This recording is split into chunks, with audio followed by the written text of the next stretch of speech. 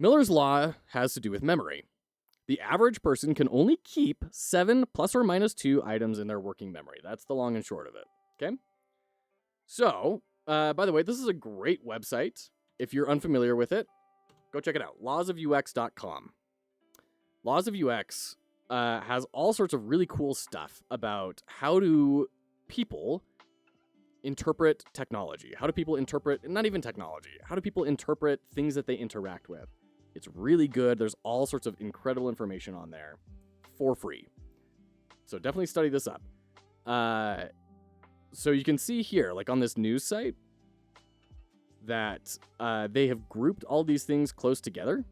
See that? All these red boxes around things.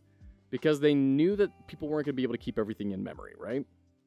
Good meeting, y'all. Got to go eat and do the geology exam I've been putting off all day. Thanks so much for hanging out. Enter name. Thank you for being a part of this wild little space. It's great to have you. Best of luck with your exam. I can't wait to hear how it goes. We're wishing you all the best. So, if you're going to have a bunch of items, you need to present them in such a way that someone can actually keep it in mind. You can keep it in memory. So, we're going to take a look at that in regards to a little game you may have heard of called Wildfrost. Come on. There we go. Wildfrost is a fantastic card roguelike. Stuff we could learn a lot about by studying a lot of other things. We're just going to dive into the game. We're going to talk about Miller's Law here and how they leverage it and interpret it. So we've got our kind of home screen here. We could talk a lot about a lot of these things, but you can see we have 1, 2, 3, 4, 5, 6, 7 options. 7 options. Okay, we're seeing it right out of the gate.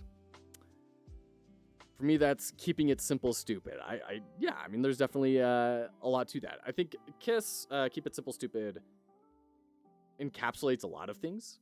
And it is a little bit reductive in that it's kind of like, oh, well, this isn't being simple. But like, what defines simple? These principles help you understand what simple is. It breaks it down. So we're going to go in. Oh, I'm going to give up. I don't know how old that run was. Goodness gracious. We're going to start a new run. Oh, and we're going to stop our lo-fi beats and pump up the game music here. All right. So we're presented limited options, right?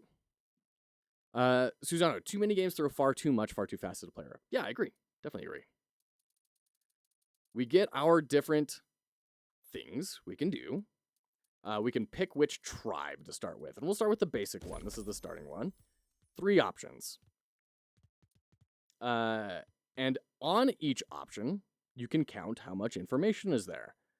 Health, attack, counter. This is how often this character will take an action. And then you have an ability. So 1, 2, 3, 4. This is to start with. They start low. They start at 4. They don't start at 7 because you're going to be upgrading this character as we go along. So to keep things a little simple, I'm going to go with one of the more basic characters. I'm going to do Longshot. This basically just means that you can hit anyone you want on the board, I think. Or rather, you don't hit the first person in line, you hit the last person. That'll make sense later on. Now you get to pick a starting pet, okay?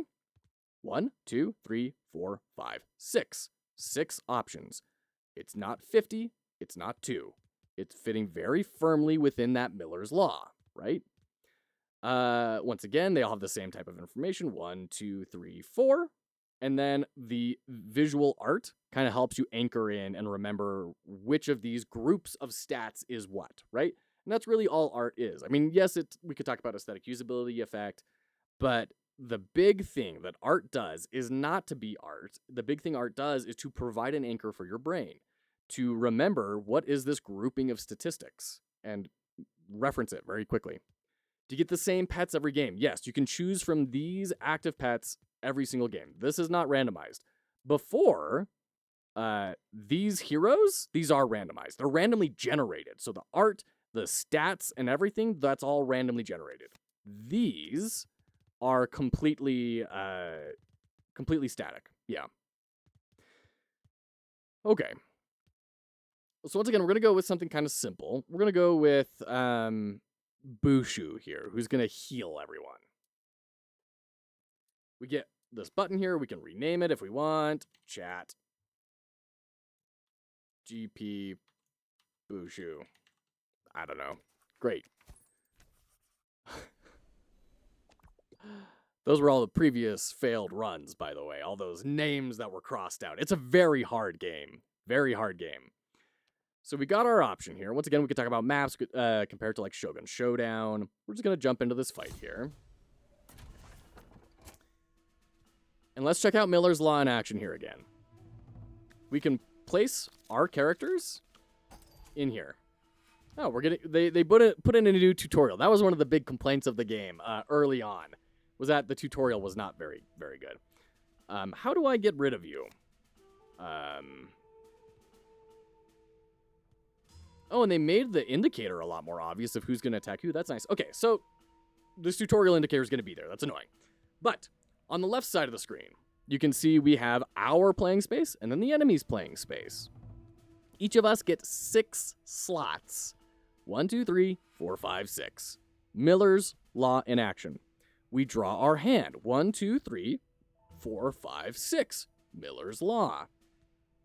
You don't want too many. So now we can play these cards, and every time we play a card, the counters decrement here, right? Every time we play a card, time passes. Very similar to our Game Jam submission that the team and I made. So we're going to throw a sword at this penguin, knock him out.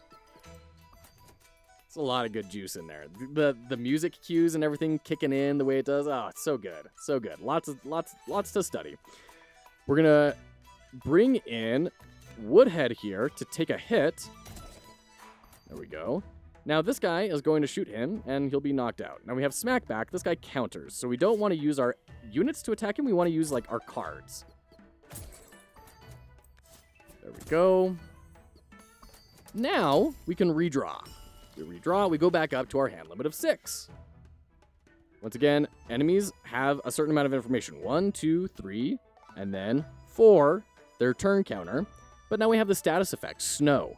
Snow prevents people from taking an action. So you can see that they're designing this in such a way that they can expand out in specific vectors without overwhelming the player. If they started with like 7 pieces of information, if there was like an elemental resistance in here, and, you know, whenever you see people making builds in like Path of Exile or something, there's a reason that game is so unapproachable. It's because there's so many options that you can't remember everything.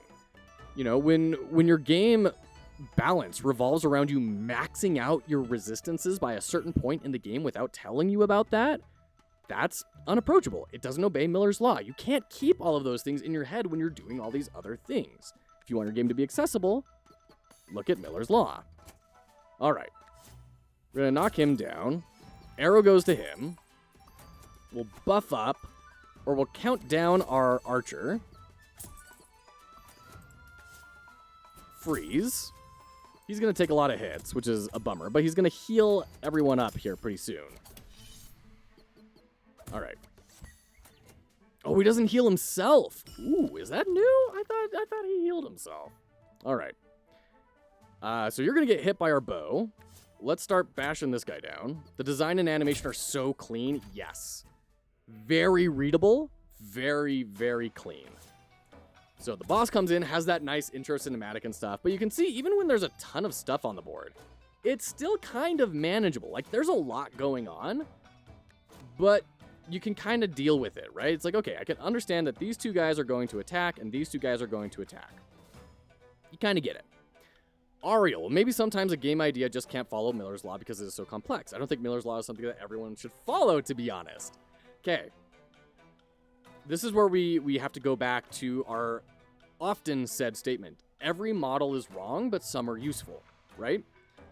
This is something to keep in mind while you're designing. And when you are good at understanding how to implement it, you can start breaking it, right? Not every game needs to only have 7 things about it. But it is very helpful to have 7 plus or minus 2 things about it at once, right? That's why it's qualified as accessible. Right. Your game doesn't have to be crazy accessible if that's not the goal. But if you want it to be, these are things we have to keep in mind. So, in Path of Exile, for example, right? Path of Exile, very successful game. Does not follow Miller's Law at all. But it's very successful, because some people just really love that. But if they wanted to make it more accessible, that's what they'd have to start looking at. How do we make it so the player only has to be concerned about a specific amount of information at once? Because right now, you have to be concerned about kind of like everything all at once. Same problem with Pathfinder. You have to build out your character before you start playing in order to build a character that can actually do the endgame content. It's a principle that can be applied. How much you apply a principle can vary. Exactly, Caveman. Yeah. The trick is knowing the rules and knowing when to break the rules and which rule to break where. Exactly. Yep. And how to accomplish the goals that you're looking to accomplish. All right. So we're going to take a lot of damage here, but Bushu is going to help us heal. So this guy's going to get knocked out, that guy's going to go down, and unfortunately, Big Pang is getting buffed here, right? This is not good. So if he attacks, we're just going to lose. So I'm going to freeze him. There we go. Now we're getting some heals, that's good. And we can keep this guy frozen. We can stack the frost. And now I can start getting rid of some of these extra damage things on the board while keeping him effectively stun locked. Cyber Uppercut. I think there's another factor to it. For instance, Dark Souls. Super inaccessible to most players, however, a lot of people return to play it, even though they are clearly abused. Yeah, so I think Dark Souls is a really interesting thing to discuss as far as Miller's Law goes. You know, I think it's interesting to take it back to kind of its earlier analog, which is D&D, right? D&D has 7 stats. Got Strength, Intelligence, Wisdom, Charisma, Dexterity, Armor class, Hit points, right? Got those 7.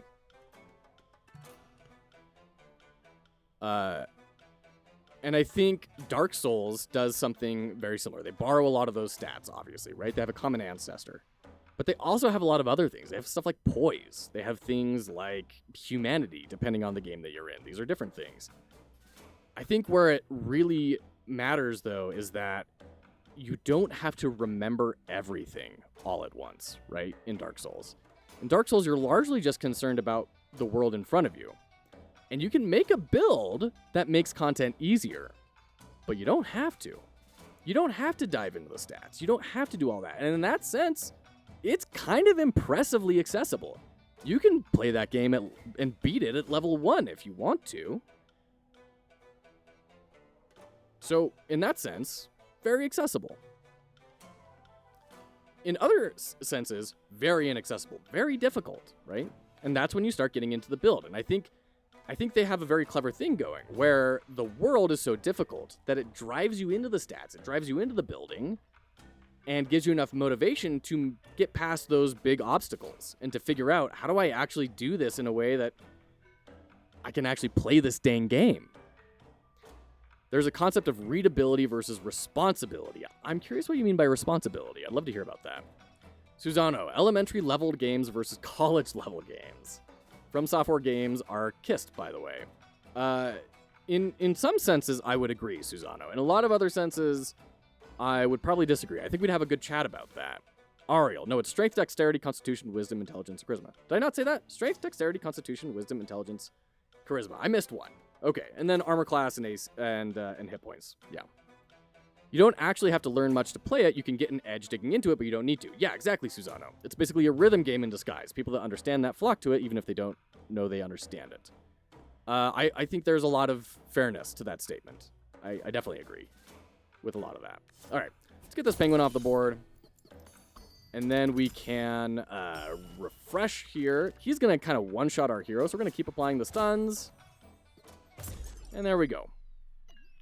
The game lets you know what you did wrong most of the time by providing a lot of readability to what your enemies are about to do, says Cyber Uppercut. Yes, absolutely. Which is very impressive for Dark Souls. It's very impressive for an action game to be that readable. Ah, so you still feel responsible. Got it. The player feels responsible. Got it. Understood. Yeah, I would equate that to like empowerment, right? If we take that to our Octalysis framework. It's very empowering because you know what you have done wrong. It's why turn-based games are really strong in that regard, why roguelikes have been turn-based for so long, because it leans into that very heavily. So when you're making a ton of choices about how to build your character rapidly, all of a sudden being able to have that empowerment of understanding how those choices impact your run makes a very big difference. Except in Dark Souls 1 when Smaug just whacks you through a wall for the 40th time. Oh, shoot. You're bringing trauma to everyone in chat, Jack. All right, let's get a charm. And this is a little upgrade we can do. Lots of juice. Very good. +4, remove all effects. That's very, very good. I don't think we have anything we want to remove effects from, but +4 damage is a lot. A lot. I'm going to save that for later. We can attach that to a card. It's kind of like an enchantment we can apply. Shepherd's Hound. Something I'm interested in hearing folks' thoughts on is accessibility versus approachability. My main thought being I think lots of people associate accessibility with disabilities, which brings some bad assumptions based off of stigma. Players who want accessibility in games must be disabled by asking. To be clear, I don't think it's a good assumption, but it is something I've been thinking about. Yeah, I think that's fair. I think a lot of people think of accessibility and it's like an obstacle to getting my thing, right? It's like, oh, darn it. Now I have to put all this time in to make accessibility options. But, like, I don't know very many disabled people, so, like, probably doesn't matter, right? But there's case study after case study after case study that making your product accessible makes it a better product. And more people use accessibility options than you are aware of. A game can lack approachability and accessibility, but a difficult game can be both accessible and not approachable. Sure, yeah. Absolutely. I think that's 100% true. 100% true. And I think this is when we start needing to define a shared definition of accessibility and approachability, right? Because for me, something like this is very approachable. It's got this very nice, cute aesthetic. It's very welcoming and friendly, but it is... It's not very accessible in many ways. Not in the sense of disabilities, but in the sense of, can most people participate meaningfully in this design? And I would kind of argue no. Like, most people never finish a run of this game at the base difficulty level. It is freaking hard. And it is not really in that sort of Dark Souls-y way where people say, oh, yeah, I love it. It's so good. Let me grind through it. It pushes people back pretty rough. Mega Man syndrome. I'm unfamiliar with that one, Cyber. Spoon-feeding the player into wins. Yeah, absolutely. There is a difference between accessible and spoon-feeding player into wins. Absolutely. Susano, GDC Lit generally uses the term for those with impairments. Yeah, and so does web design. And that's where I come from, is product design, usually in terms of impairments. But I think there's also, I don't know, there's probably a term for it that I don't know. But a term for, like, can people actually engage with this design? And I think that's really at the heart of accessibility is, can the average person engage with this? Can the average person who wants to engage with this engage with it? Although average kind of isn't right because we're talking about disabilities as well, and people with sight or hearing impairments are statistically not average, but I mean, you get the idea, right? The logics issues, that is the semantics issues, are a problem as we don't control the words in use, and no one uses them the same way. That's true, Susano. Most people don't even play games, to be honest, says Ariel. Susano, it's used that way in GDC's recent 2024 report, by the way. I forgot what it's called. Yeah. So accessibility does frequently talk about, like, do we have screen readers? Do we have accessible colors? Is the contrast good enough? Like this one over here, I don't know if that's accessible, right? That is not the deepest contrast I've ever seen. No player wants to be helicopter parented into playing the game, but they all want to still feel that the game is fair during gameplay. Yes. For me, maybe the greatest lesson in game design. All right, what's this? Quite funny, too. Is the place that you go. Sequelitis. Mega Man Classic versus Mega Man X. I'll have to check that out. Yeah, I'll have to check that out. Thank you for sending it along. So, accessibility largely does have that connotation. But I think it doesn't have to be exclusively that, right? I think accessibility is generally how, on the bell curve of how many people that want to experience this, how many people can, and how do we widen that bell curve? And disability options and settings and stuff are a way to widen the bell curve, but it's not the only thing. That's my 2 cents. Let's get some shielding. That sounds good. We're not very tanky yet. We don't have very good survivability. So let's see what character is in the ice so we can get something new. So, this is interesting. We could take Bomb Bomb here, and she's all about, like, lobbing bombs through all of the enemy's columns. But we did just get a charm that would increase her 7 damage, which is ridiculous. Increase it to 11. That's a crazy high damage, but it would get rid of that ability. And you might say, hey, that sounds like a bad idea. But also deal damage to self and allies in the row. So she's going to be hurting herself pretty dramatically. So if we get rid of that, and we're okay with losing the barrage, she all of a sudden becomes a boss killer. And I think that's going to be pretty cool. So let's go for that.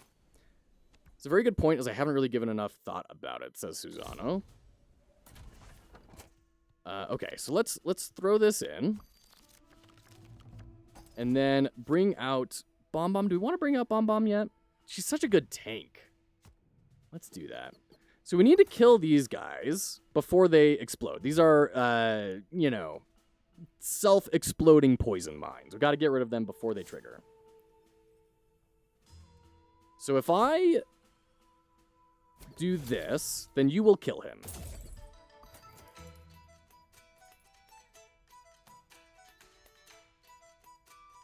Oh, we didn't put the charm on her. Darn it. All right. Hey, Jack, thanks for being here. Have a good sleep. We're going to freeze you. And then we'll just smack you with swords. There we go. Yeah, we forgot to put the charm on her. That's a major bummer. So we need to move you down so you don't immediately kill it, our main character. Let's bring you over here. All right. And then let's drop a blocker in front. So she's kind of soloing this whole row. We definitely need Bushu out here. Stat. Now we have an interesting question. What's the game's name? This is Wildfrost. Let me grab the Steam page. Wildfrost. Right here. It is very difficult. Just be aware. This is a very, very hard game. Okay. So, we're going to apply our shield here. Do we? I think we just need to kill this guy. I think we just smack him. Because he was going to apply poison, and we really don't want that. I'm going to freeze you. And then freeze you. And I'm trying to make it so that we can actually kill this puffball here without triggering their counterattack. Susano, we need to get Fox Hollow Games more subs on YouTube so we can super chat. Well, go get on it, Susano. Yeah, YouTube has been a slow growth avenue for us, for sure. I haven't really cracked YouTube yet. We are going to start looking at maybe getting some editors to come in and doing some of these videos and see if that makes a difference. So we'll see. Because I definitely feel there's a big group of people over on YouTube that we can help and support that we're not reaching right now. And it feels bad to just not reach people because I'm bad, right? That I don't have a skill set matched to a platform. So we're going to try and figure that out so we can actually get through and help people. Throw our shield down. We do have ads starting in about a minute.